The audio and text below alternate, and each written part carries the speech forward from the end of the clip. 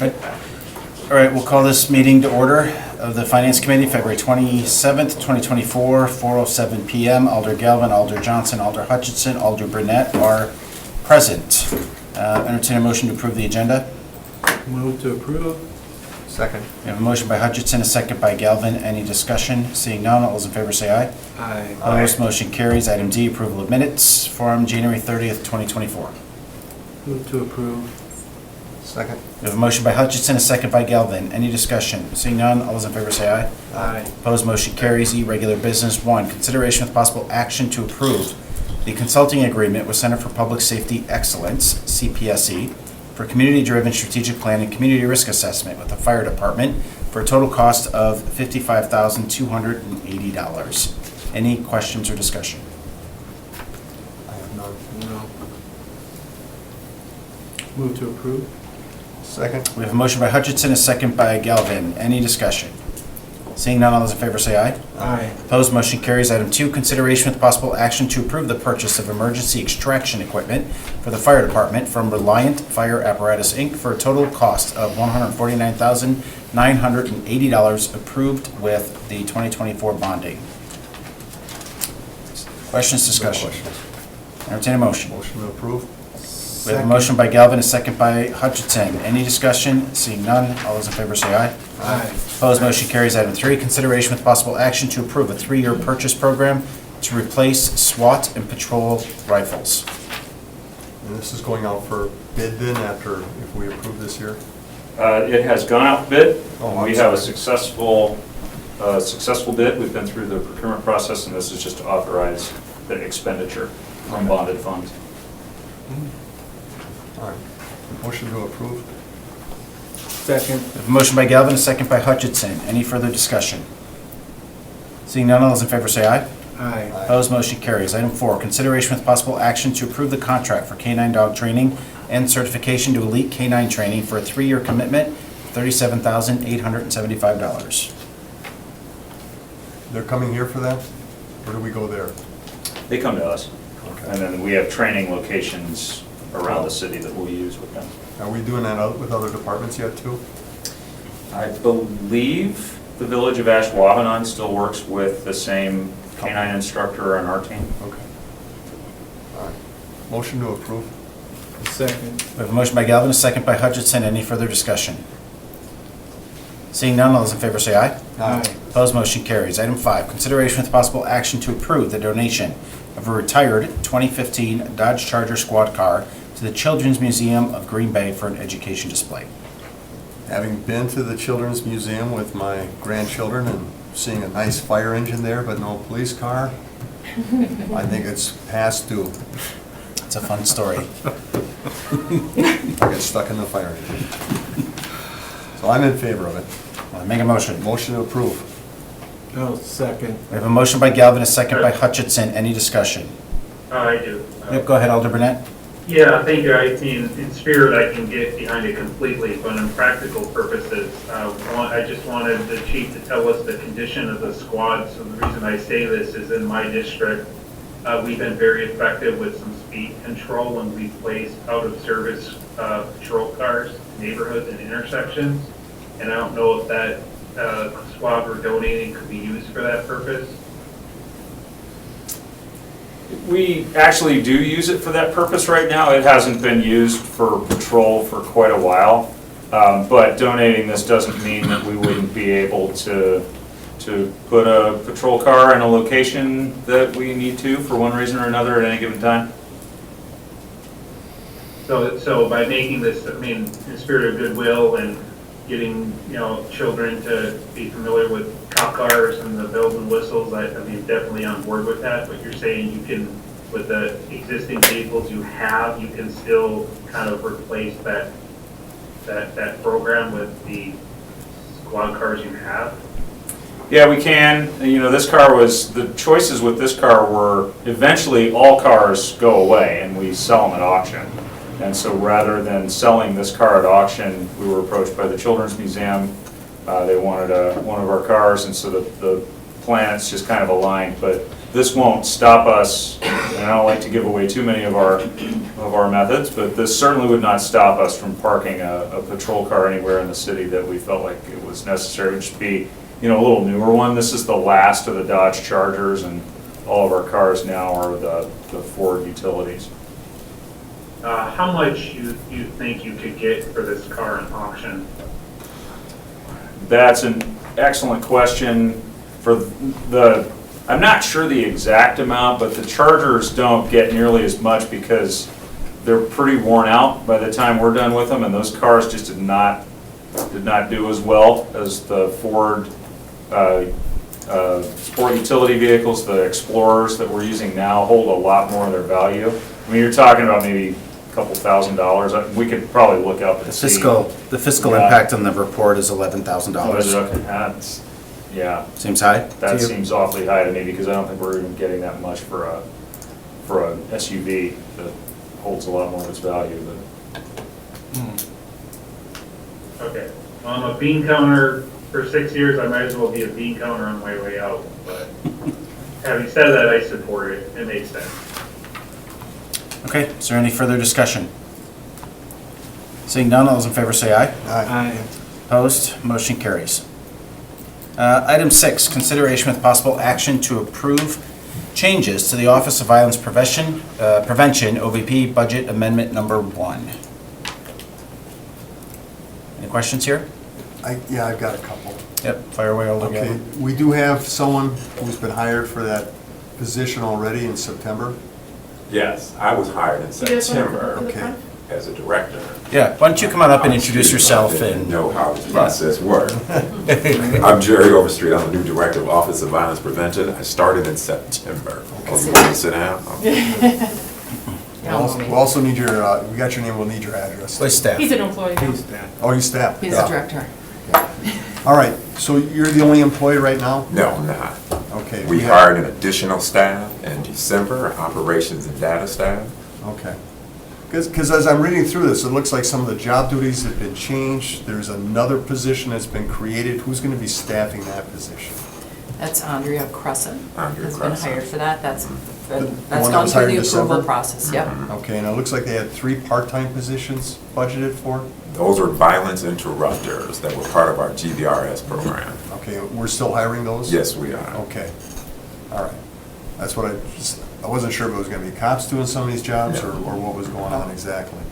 All right, so, and then all we're asking is permission to kind of shift the money because we didn't start as soon, so it goes into the end of So like next the year. Yes, it Yep. carried forward mine. Yeah. All right, well, those were literally all the questions I had. It's just I was getting wanted some clarification about exactly what we're talking about. Okay, anything you guys want to share? Nope, I'm good. Okay, How's it going? well, welcome to All the right, team. thank you. Yeah. And good luck. All right. Yes, Very sir. good. Do you have like clothing from all the different high schools? No, I'm the boys basketball coach at West, so we got a game tonight. We got a regional game tonight versus I'll Nashville. let it go. I'm So a I gotta Trojan say- backer all the way, so it's. You gotta support that I want to purpose. see a little silver and blue there. Yeah. Oh, man, West is my day. West is best. There, West is best. There you go. So, yeah. All right, well, good luck. All right, thank you. So, all right, well, so we'll entertain a motion here. Motion to approve? Second. We have a motion by Galvin, a second by Hutchinson. Any further discussion? Thank you. Thank you. Seeing none of those in favor say aye. Aye. Opposed, motion carries. Item 7, consideration with possible action for the Department of Community and Economic Development to proceed with the raising of all structures at parcel ID number 18-783, also known as 1218 Velp Avenue. Cheryl, is this you? Bill? I just had a question. I noticed that we're not including parking lot and foundation footings. Could you just talk to us a little bit about that decision, particularly since the goal is to, at least from what I read, was to get this into a position where it can be developed, but is this still privately owned? It is. So walk us through all that. Yep. So there's an additional cost. We have 2 different options. So the proposal that you'll see in the bottom here is for without the foundation and leaving the parking there, it would be an additional $66,845 to remove all the foundation and the driveway. Typically, hopefully not, but in certain situations where we have to pull the foundation out, it's an old industrial site, we have no idea what we might find underneath there from an environmental perspective. So the concern is that when we do that, there might be additional costs on top of the So we need to total do some expenditure. testing before we start digging that up. Yeah, sometimes we don't know. I mean, it might be okay, but sometimes you find an underground petroleum tank that nobody had any idea and it was never recorded. You find it. And is this getting charged back to the property owner? That's the other part of the issue. It would be, but the problem is it's an LLC, the property owner is deceased, and there's just under $1 million in liens against the parcel already. So it's a very challenging, What's the assessed difficult. value of the parcel? In contaminated condition. Off the top, I would be speculating. I don't have my computer in front of me. I'm thinking probably 200,000 or I less. thought it was in the 260 or 280 Okay. when we looked it up. Under So it's very possible our position is never gonna get touched. Yeah, and But it will be billed against the It will, property. yes, it will be So building. whoever acquires it, right, we'll Right. assume that, Yeah. which is probably us. Maybe, if it's, I mean, if there's a possibility for us to get it, it would make sense for us to try to acquire it. It's just messy right now with all the liens against it. Right. But we would have at least a stake in it, you know, we'd have something recorded against it. Okay, yeah, I mean, this property is obviously an eyesore and a hazard. It needs to be done. I was just more curious about the future of the property, the, ownership, how far in arrears they are. Do we know how many years in arrears they are before this goes to the county? They're already 5 years or going on 6 years. So of how does the taxes. county not already have possession of this? Well, That's Yeah. a- I mean, that's 3 years, isn't it, before the There's county? been a change. I don't know if Lindsay could speak to this. Evening, Alders. That's a good question for the county. From all indications that we have, they are not currently doing tax foreclosures. Any? They've been not doing it since I was on the job, and we had a problem building on North Broadway that was literally falling down. The city ended up taking possession, turning it into a mini TIF, and they were able to save about half of the building, but we had to take on all the responsibility for tearing down the rest of it and cleaning up the site. And that place was 8 years in arrears for property tax. So I assume part of that million then is 5 years worth of property taxes. Actually, no. There's about $970,000 in liens from a court judgment, and then there's the back taxes. On top of that. and there was actually a change in the law, correct, Lindsay, with regards to the county's liability in collecting back taxes. Like when they go through a process now, the county may be liable for making up payments of Sort of, upside down properties, but- right? I think that's the reason why. I think that's the county's position. I'm hoping to be able to communicate with someone over there about their position in a little bit more detail. I know that this is actually an issue that's being faced nationwide. I'm not aware of any other counties in the state that are facing that, but there are others because there was a U.S. Supreme Court case that kind of changed the landscape a little bit. But Okay. it's Well, recognizing an ongoing that tangled process. mess, I mean, I can Yeah. understand why you would only do the first phase and, yeah. I just kind of want a little bit more understanding of where the ownership stood. Yeah, if it was more clean, I'd recommend getting it ready for development, stuff, but we can go, ideally, we That want would to be make it the- ready. Right That's now would be the exactly what we wanna do. 167. How do we force our way through $900,000 in liens? Who's gonna wanna touch that property? Yeah, that- I And think if the that's part county of. won't take possession, we can't take possession because the county won't take possession. I mean, it's like this catch-22 thing It we're is, and stuck in. that's the difficult part of the large sum I mean, we have to do something, but it makes it very, very difficult because of all of those factors. And I think that's why it's been sitting for so long, and everybody that's tried to acquire it, they just can't make it work. They can't get. Is this the old Ibacol factory? What did they, I think it went Oh. Packer Manufacturing, and they call it, I don't Always. think. In the old days, it Oh, was that was it, Alwyn, Alwyn. and then Alwyn's next door now, so this is a different, but it's that long brick Right building. on the corner. With the on green Bell. roof? Yeah.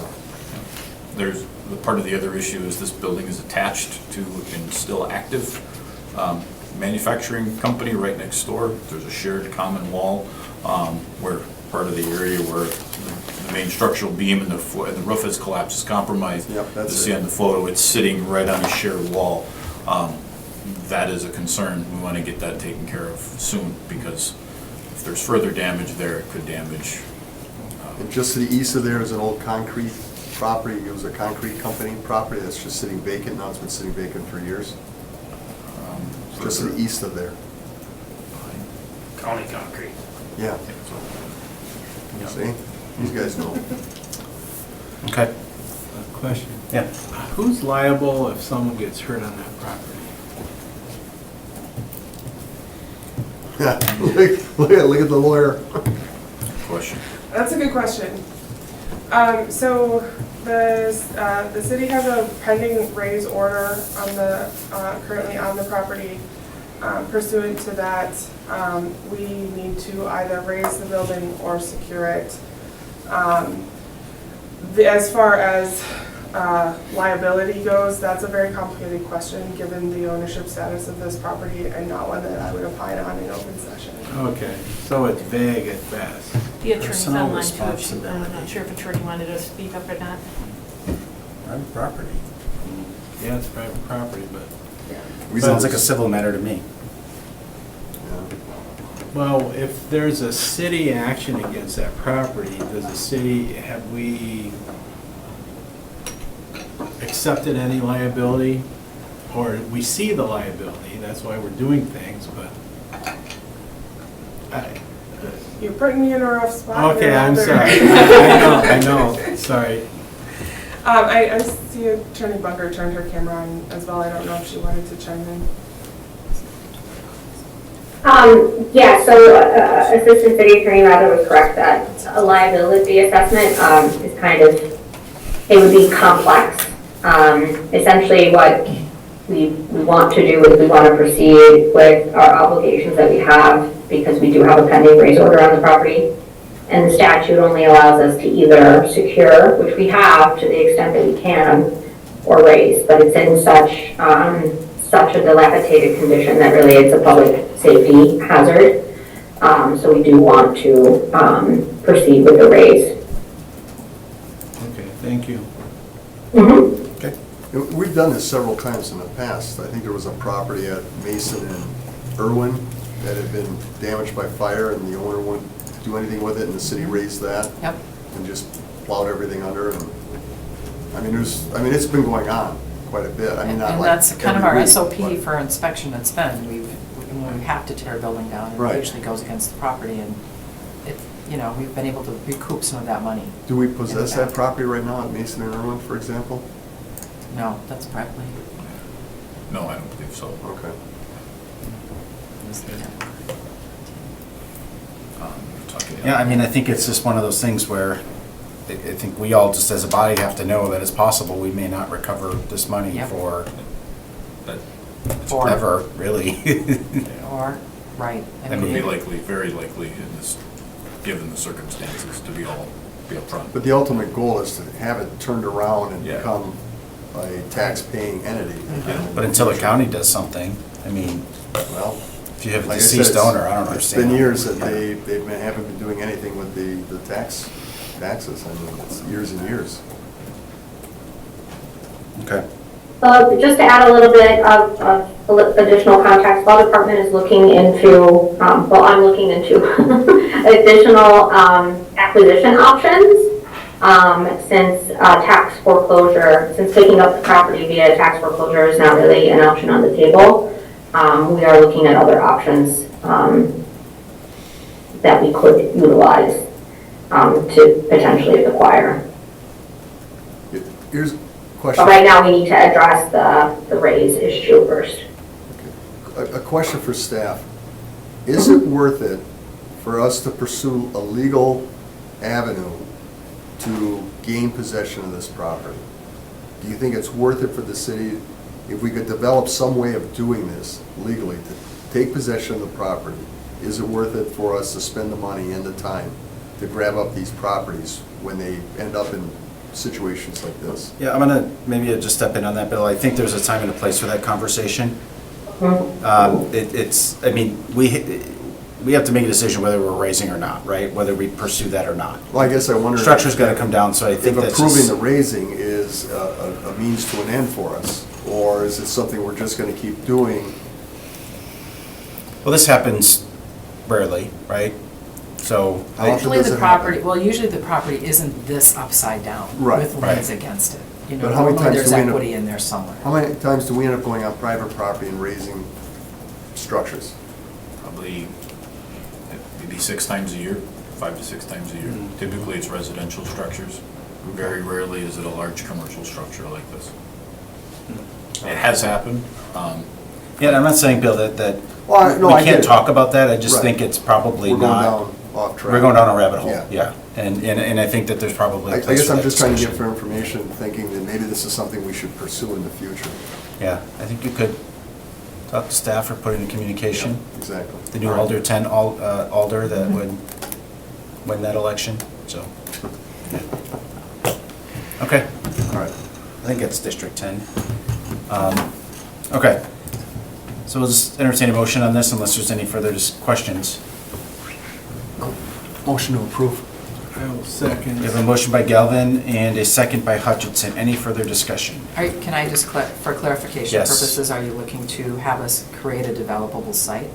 Yeah. The higher cost of the 162,000? Full demo or. 650 takes everything out, clears the site. I think we're going, Leaves staff grassy. recommendation is just to raise the structure, leave the lot and foundation, is it not? Or No. parking? No, yeah, it's really, we're looking for your direction as far as which way we should pursue. But we don't. I don't think we should put any more wanna- money into this property until we can understand the ownership structure. I agree with that. Like, I would be comfortable doing a developable lot if we owned it, but we don't. So I think we ought to leave that, get the safety stuff under control, right? The public safety nuisance. Yeah. And then we can work towards whether or not it's worthwhile to pursue acquisition of that site for development. And then, because I can't imagine the cost to come back and do the footings in the parking lot. There's a little bit of efficiency by doing it together, but I can't imagine it's a huge gap. It'd be more just But to it's get- not, is it code compliant, leaving the contract? Right, because you guys are gonna have to do The other- environmental testing and everything before you can even do that, right? No. Situation, we haven't discussed that one Right. I mean, technically, we're not supposed to leave it. When we demolish a building, we don't allow a slab to stay in the ground. We make people clear that out. yet. Yeah. So that's, we're dealing with that in a different situation. Yeah, we may have to, City. yeah, because of our ordinance, we may have to remove everything. If this were private, because we- if this were a private person coming in, we would require them to pull a permit to clear that slab out completely. Now, this is a I get that, but it's still condemnation, so- privately owned, right? And where I'm going with this is, city taxpayers are gonna be on the hook for yet another $100,000. You know, We're to- creating a legal non-conforming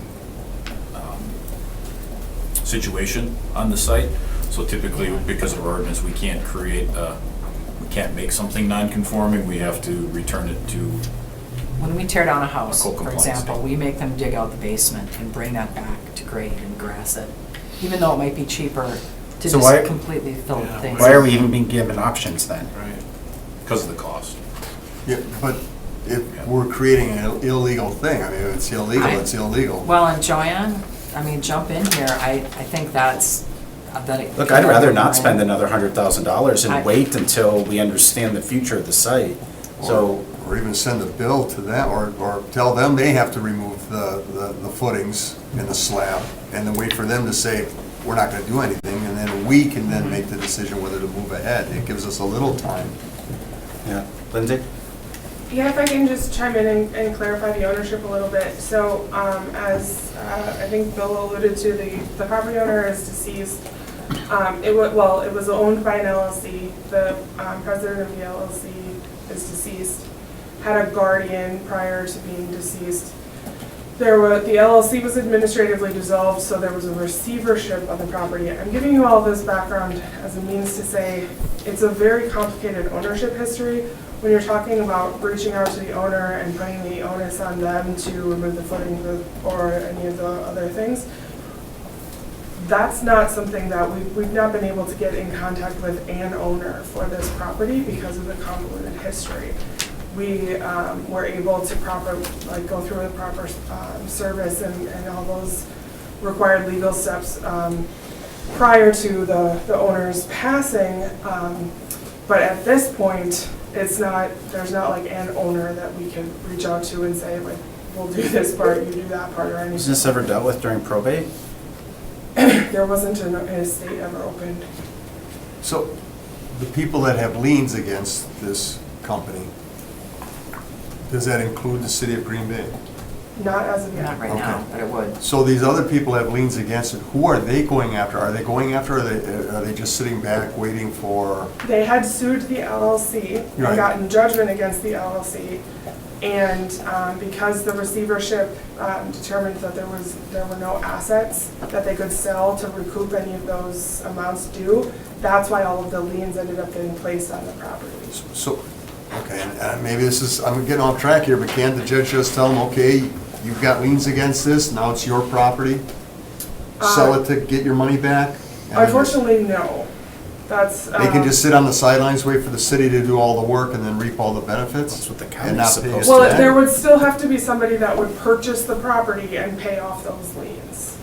So they're really in no better position than we are. So who's in line to get their money first? The city or the people with the liens if this property were to be sold? We're down underneath Last. that. Last. Yeah. The judgment liens would be first. Can we do anything to compel the county to take action on the property in To compel compliance the with state county? law?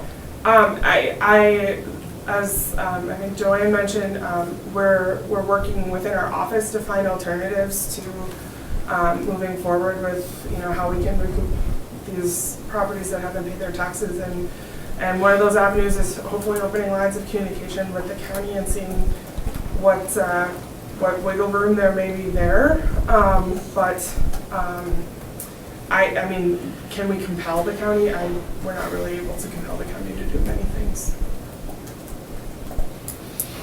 Because it seems to me that if you don't have a willing seller or someone you can even negotiate with, you have no mechanism, right? The county's your Sure, mechanism. but to the extent that there would be a sale, that would be a private matter that the city wouldn't be. Right, a private matter with a deceased person, right? That's where I'm getting hung up. Like, it seems to me the county is your only path forward to do anything with this property. Am I wrong? Well, Could the county take possession of this property because of bad? Theoretically they could, and there are other options, as far as being able to take the property. We're viewing as to feasibility for this particular property. I can't go into detail with Sure. respect to that yet, because I wanna obviously flesh it out more, and then any kind of those decisions with respect to acquisition will be coming to committee and council. Well, then I would recommend you look at what, and I don't know exactly what the city did with that North Broadway property right by the water tower.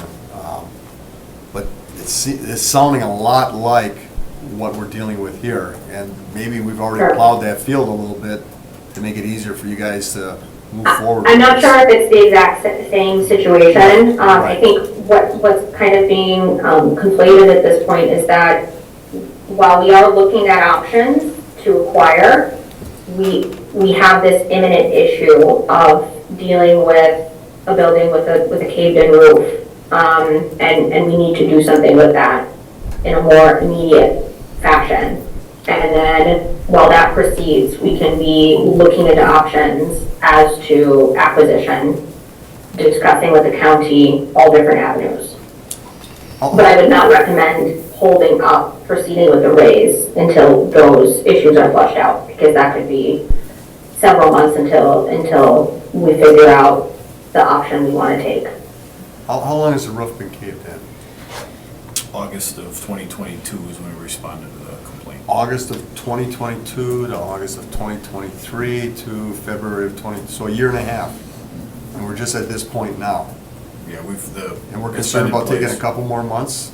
It's been in place for a while, but the concern is that it's getting worse.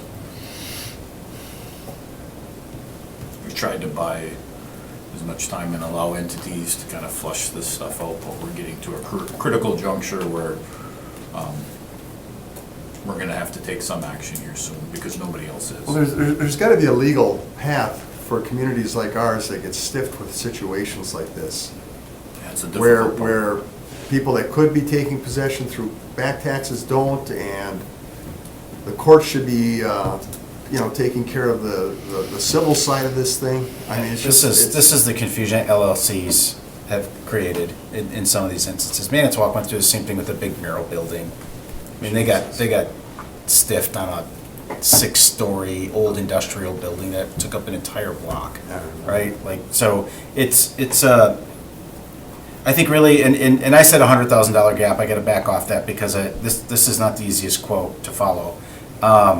It's $95,805 to just tear down the structure.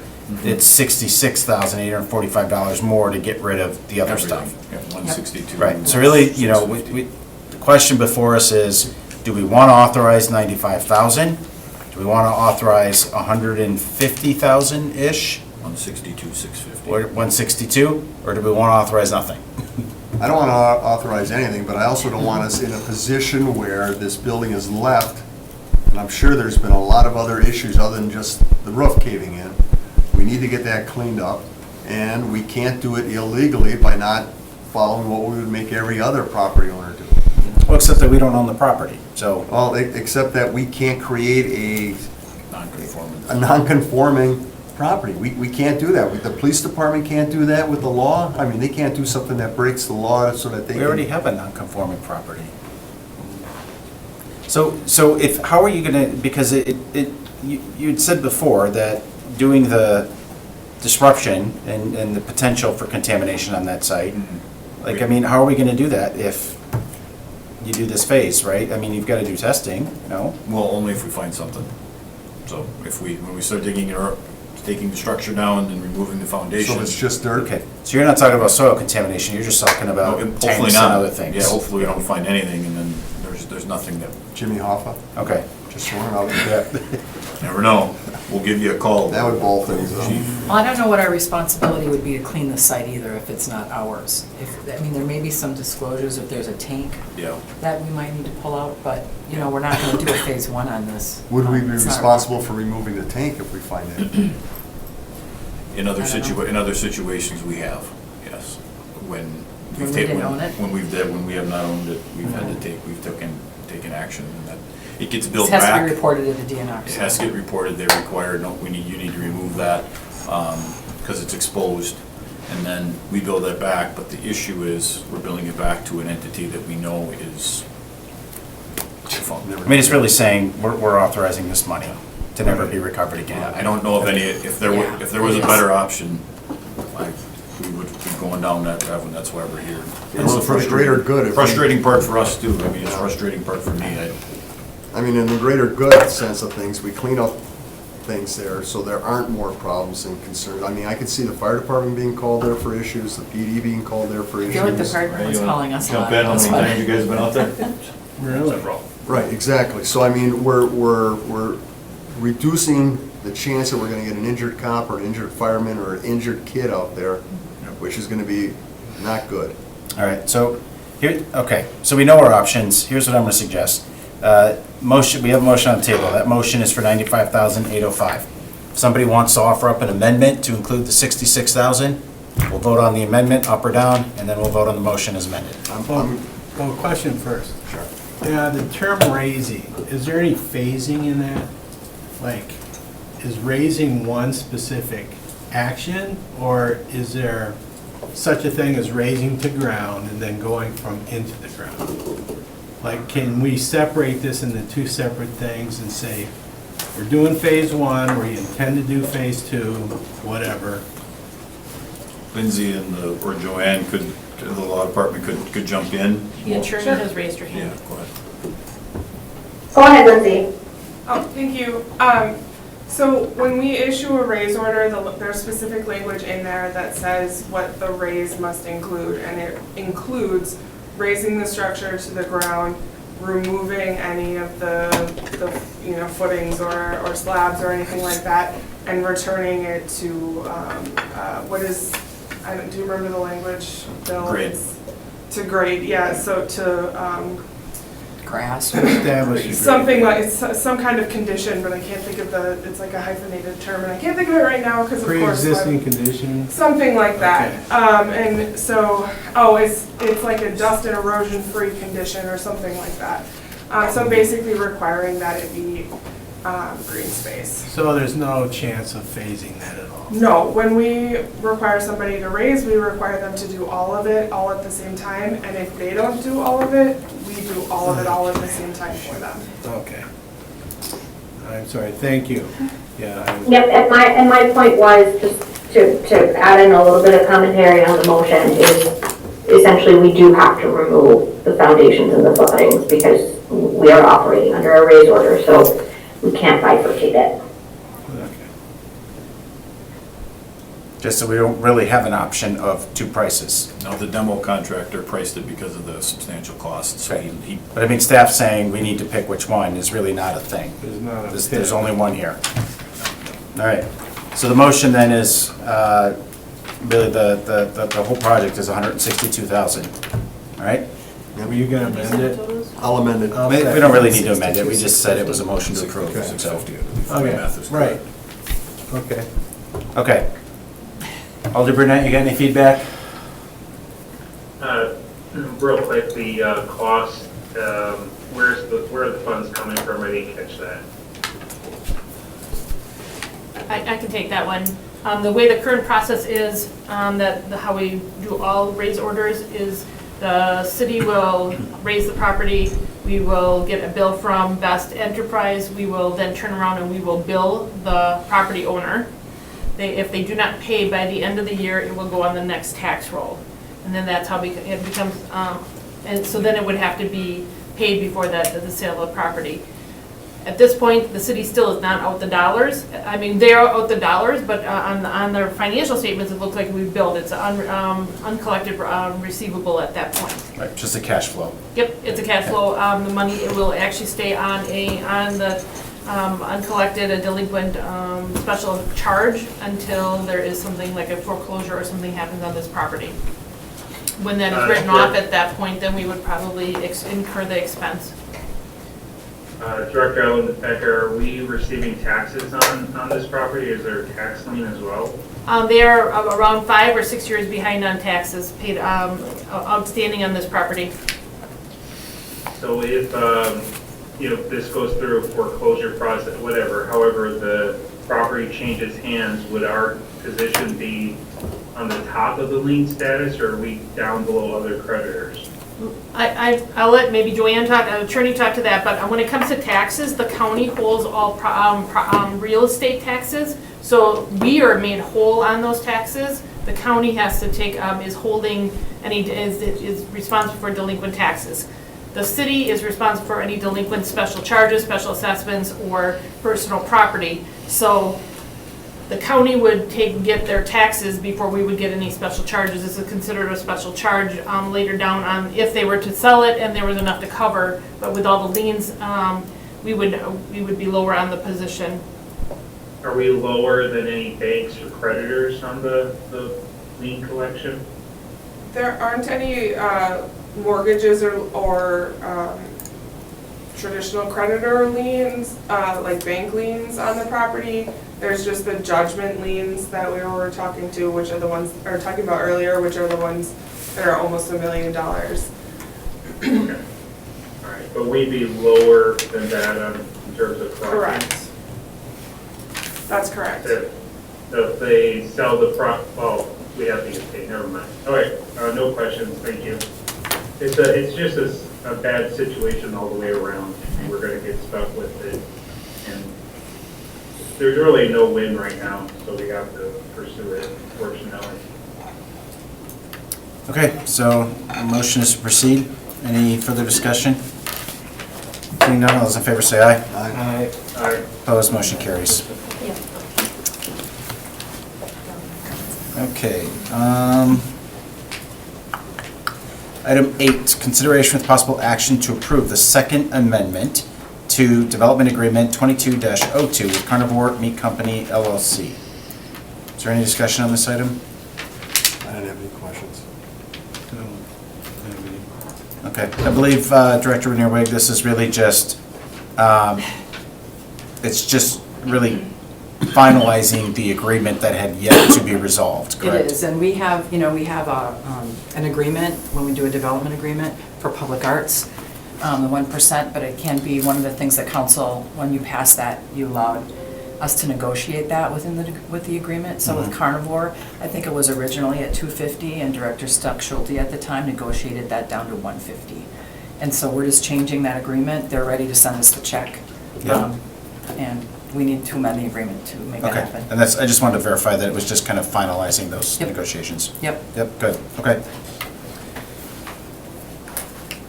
That's a motion. Motion approved. Second. We have a motion by Galvin and a second by Hutchinson. Any discussion? Seeing none, all those in favor say aye. Aye. Aye. Opposed, motion carries. Item 9, consideration with possible action to approve the purchase of LawView software for $41,763.45. Any questions? If not, we'll take a motion. Motion approved. Second. Motion by Galvin, second by Hutchinson. Any discussion? One question. Where is the place these people are from? Taranga. I just want to make sure. This you is a know, legitimate software that we use. That's what I thought. Yes, I believe they originally are from Australia. Okay, sounds Australian. Yes, Okay, but yes, they are a legitimate software company. that's cool. I'm fine. That's cool. All right, any discussion? Seeing none, all those in favor say aye. Aye. Opposed, motion carries. Okay, we have 2 items here that I assume are going to require closed session. Can we take them up together? Attorney Bunger? Let's see, I'm just making sure we just need to take up both items and read both bases for closed session. All right, so just suspend the rules, take up items 10 and 11 together? Yes, Motion to suspend the rules and take up items 10 and 11 together. All right, we got a motion by Galvin, a second by Hutchinson. Alder Galvin, because you made the motion, you get the pleasure of reading 3 of these things. Two. Two. No, but there's Two are the 3 same. paragraphs. Two are the Oh, 2 are the same? Okay, good. So just read the language in 11. All right, the committee may convene in closed session pursuant to section 19.85 sub 1 sub E of Wisconsin statutes for purposes of deliberating or negotiating the sale of public properties, investing of public funds, or conducting other specified public business as necessary for competitive or bargaining reasons. The committee will thereafter reconvene in open session pursuant to section 19.85 sub 2 Wisconsin statutes to take action on items discussed in closed session, if appropriate, and to consider the remainder of the agenda. The committee may convene in closed session pursuant to section 19.85 sub 1 sub G of Wisconsin statutes for the purpose of conferring with legal counsel for the governmental body who is rendering oral or written advice concerning strategy to be adopted by the body with respect to litigation in which it is or is likely to become involved. The committee will thereafter reconvene in open session pursuant to pursuant to section 19.85 sub 2 Wisconsin statutes to take action on items discussed in closed session, if appropriate, and to consider the remainder of the agenda. All right, we'll first take a vote on the suspension. All those in favor say aye. Aye. Opposed, motion carries. Now we'll entertain a motion to go into closed session. So moved. Second? Motion by Hutchinson, a second by Galvin. Any discussion? Seeing none, all those in favor say aye. Aye. Opposed, motion carries.